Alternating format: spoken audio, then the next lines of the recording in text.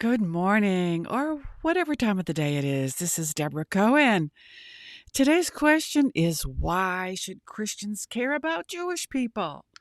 A conversation about faith, history, and healing America in today's podcast. I hope that you will join and listen with a tender heart.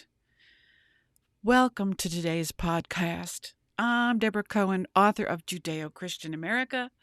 Today, I'd like to speak directly to Christians, not to argue, not to debate, not to criticize anyone's church, but to ask an important question. What if some of what you've been taught about the Jewish people isn't the whole story? And what if understanding the Jewish roots of your faith could deepen your relationship with God, strengthen your understanding of Jesus, and help heal some of the division we see in America today? That's what my book is about, Judeo-Christian America. It's not a theology book. It's not a political book. It's about bridge building. And perhaps now more than ever, America needs bridges. If this interests you, I invite you to stick around for the next 30-ish minutes, and I'll be back after this message. I never expected my life to become a memoir. I gotta move a little longer, and I will be much stronger. And I'm running hard and free to be me, to be me. My body glides in stealth motion, like a locomotion. I see the track in front of me. When the night finally came, I could barely breathe from the excitement. The stage lights hit my face, warm and golden. I strapped on my Les Paul, the same one I still own, and we launched into Take It Easy, Take It Easy. Follow if you believe pain can become purpose. And again, this is Deborah Cohen, so let's dig right in. We're talking about Christians and Jews getting together. Well, Jesus was a Jewish rabbi. Let's begin with something simple. Jesus was Jewish. His mother was Jewish. His disciples were Jewish. The Apostle Paul was Jewish. The writers of much of the New Testament were Jewish. The scriptures Jesus quoted most often were the Hebrew scriptures. He celebrated Passover. He attended synagogue. He wore tzitzit, the fringes commanded in the Torah. He taught from the Jewish scriptures. And yet, many Christians today know very little about Judaism. Many churches spend years studying the Apostle Paul, but never study the Jewish world in which Paul lived. Many Christians know the New Testament, but have never read the Hebrew prophets who shaped Jesus' understanding of God and humanity. My book invites Christians to rediscover these roots, not to become Jewish, but to better understand your own faith. Think about that. And let's talk about the question of replacement theology, something that has caused pain for centuries. A teaching often called replacement theology is the belief that God rejected the Jewish people and replaced them with the church. Many Christians have never heard the term. Others have heard it preached from pulpits for years. The problem is that this idea has contributed to misunderstanding and hostility toward Jews throughout history. Yet, when we read Paul's letters to the Romans, especially chapter 9 through 11, we find something different. Paul asks, "Has God rejected his people?" And then immediately answers, "By no means." Paul describes Gentile believers as branches grafted into an existing olive tree. He does not describe the tree being uprooted and replaced. The message is inclusion, not replacement. Connection, not separation. Respect, not superiority. My goal in my book is not to settle every theological debate. My goal is to encourage Christians to examine these questions for themselves and to explore the Jewish context of the Bible with fresh eyes. Let's take a break, and I will be right back. You're listening to Judeo-Christian America with Deborah Cohen. My new book, Judeo-Christian America, is available now for pre-order through Barnes & Noble. Judeo-Christian America at Barnes & Noble. You can also learn more at Judeo-Christian America website. And my new recording of America the Beautiful is now streaming on Spotify. I hope you'll take a listen and share it with a friend. Okay, so what Christians can gain from working and understanding Jews? Why should I read this book, you might be asking? Well, here are a few reasons. First, it can help you better understand Jesus. Many Christians love Jesus deeply, but know little about the Jewish culture, which is what he lived. Understanding first-century Judaism sheds light on his teachings. Second, it can help you understand the Bible more clearly. Many concepts in the New Testament have roots in the Hebrew Scriptures. Third, it can help you build meaningful relationships with Jewish people in your own community. You may discover that you have far more in common than you ever imagined. And finally, it can help you become part of a movement dedicated to healing division rather than increasing it.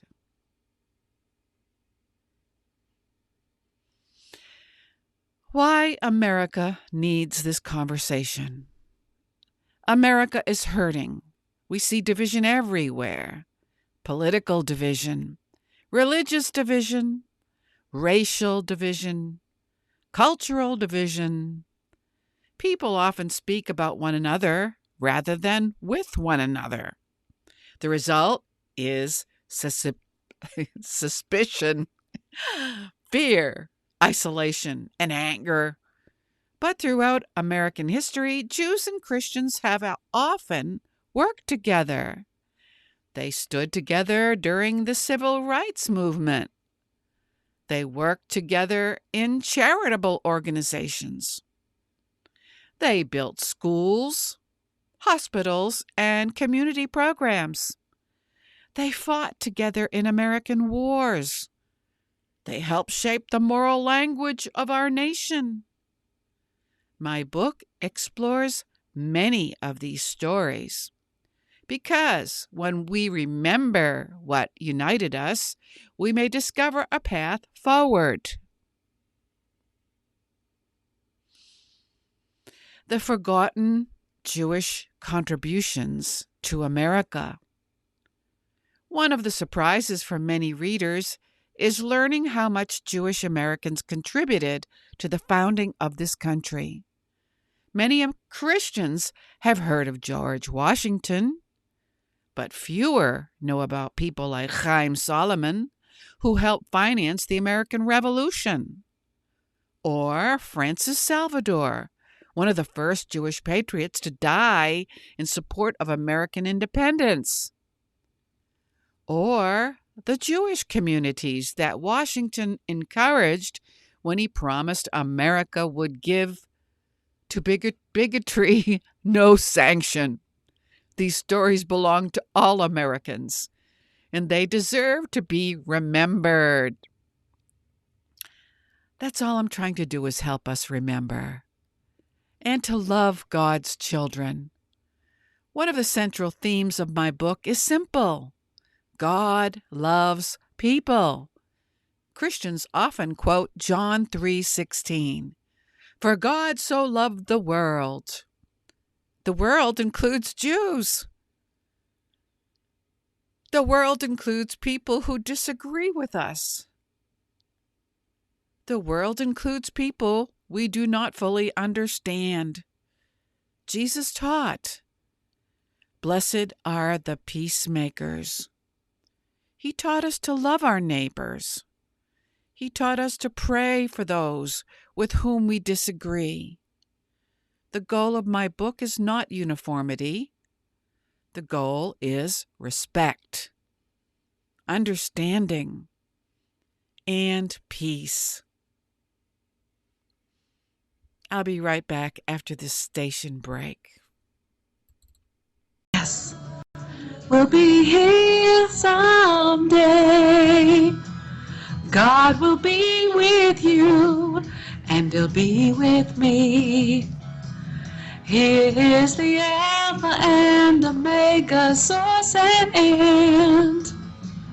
And He will give you the fountain of water to all of those who hunger, my friend. And I will thank you, my Father. And God will wipe away every tear from our eyes. No more sorrow, no more crying. New Jerusalem is coming by and by. Yeah! Hallelujah!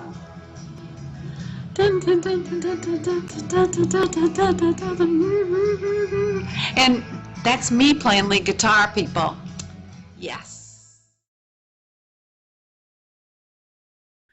Okay, and New Jerusalem came out on actually Juneteenth, 2026, if you're interested in that song. That recording in the video you just saw was me probably 20 or 30 years ago when I wrote the song. So let's continue by saying, well, actually what you see right now is a graphic design of apparel and accessories that are available on Amazon. You can either try to do a search for Deborah Cohen Music, DebraCohen Music, or DCM merch, and it might pop up. It's hard to find on Amazon, but this is something that you can share and wear on July 4th and spread the message of George Washington's favorite saying that let every man sit in safety under his own vine and fig tree. And that is from the book of Micah, chapter 4, verse 4. I hope you're enjoying today's program. Please help spread the message. Visit Judeo-Christian America website. Order your copy of Judeo-Christian America on Barnes & Noble pre-order. And be sure to check out my George Washington-inspired merchandise on Amazon, featuring the famous vine and fig tree vision from the Book of Micah, a reminder of the peaceful America Washington hoped to build. And now let's go into segment 7, Opportunities for Christians. After reading this book, what can Christians actually do? Well, you can start a discussion group, invite Jewish neighbors to coffee, attend an educational event at a synagogue, visit Israel and learn about the land where so much of the Bible took place, support projects where Jews and Christians work together to help others, become more thoughtful about the language you use online. That's a big one. And perhaps most importantly, become a bridge builder. America has enough people building walls. We need more people building bridges.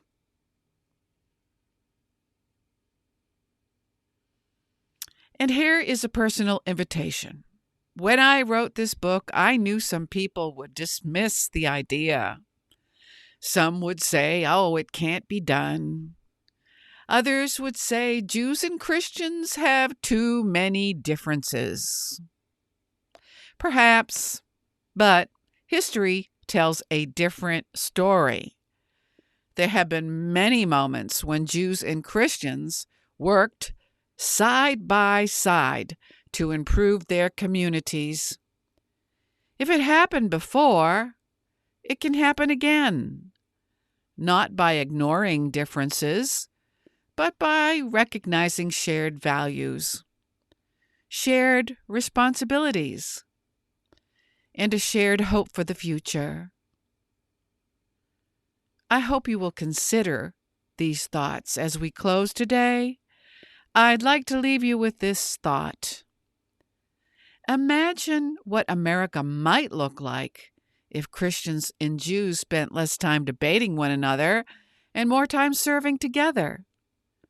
Imagine churches and synagogues partnering to feed the hungry, helping veterans, supporting families, mentoring children, combating loneliness, and rebuilding community. Imagine the example that would be set for the next generation. That is the vision behind Judeo-Christian America.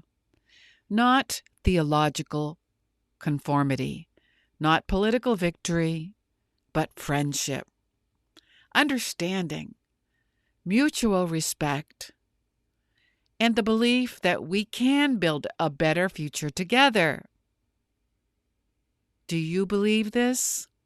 Are you willing to try? I'm Deborah Cohen, author of Judeo-Christian America. If today's message resonated with you, I invite you to order your copy and join the conversation. The book again is Judeo-Christian America, now available on Barnes & Noble. Visit Judeo-Christian America official website and stream my new recording of America the Beautiful on Spotify. Until next time, remember that Jesus was Jewish. Remember that words matter. Remember that peace begins with understanding. And remember that every bridge begins with someone willing to take the first step. Check out my website, judeochristianamerica.com, and pre-save your ebook or printed book now. Also check out my website, deborahcohenmusic.com, and for more books, check out my website, deborahcohenbooks.org. Thank you for listening, and I hope that you will share this with people that are interested in working together to build bridges. And for Christians that are listening, there is a man named Ryan Lambert, and he has a book out about Apostle Paul. He's also doing a bridge building forum. They're going to have a meeting in Tampa in July. I don't know where exactly. I think it's it's in August. I don't have the dates in front of me, but it would be great for Jews and Christians to hop on board. If you're a Christian or a Jew, check out Ryan Lambert's Olive Tree Network. You can look it up on Google, or Bridge Builders Forum. He has a monthly Zoom meeting for Jews and Christians, and whosoever will come and listen with the hope of working together in the future. I hope to see you there. Thanks again for listening, and hope to see you next Sunday at 11:30 a.m. Eastern Time On my YouTube channel, the handle is at Jewish Rock Music. Peace be with you, and God bless America. Hey everyone, I'm in New York City walking toward the July 4th celebration for America 250. The energy is incredible, so many flags and people. This is for America's 250th. It's so inspiring. As a priest, I want to educate my members with a nonfiction book about Palestine that will give congregants a biblical perspective of the Israeli-Palestine conflict. I found this new book, Jewish Palestine, Arab Palestine 2nd edition, which was published right after President Trump took office in 2025. It explains the chronological details of the conflict and why the two-state solutions go against the Bible. I am asking my congregants to use this book in their Bible studies, and I'm getting a lot of positive feedback.